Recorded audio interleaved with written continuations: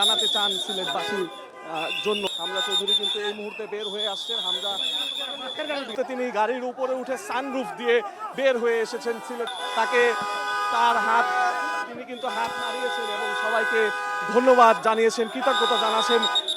উত্তেজনা আমরা দেখতে পেয়েছি যে হামজা চৌধুরীকে ঘিরে, কিন্তু এই মুহূর্তে হামজা চৌধুরী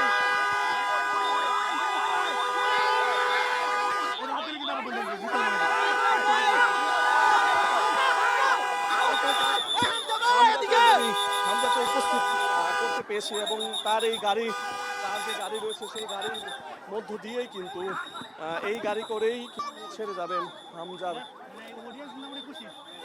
ঘিরে ব্যাপক। তার বাবা সহ তার পরিবারের সব সদস্যদেরকে আমরা দেখতে পেয়েছি যে এই মুহূর্তে তারা কিন্তু ছেড়ে যাচ্ছে সেই বিমানবন্দর।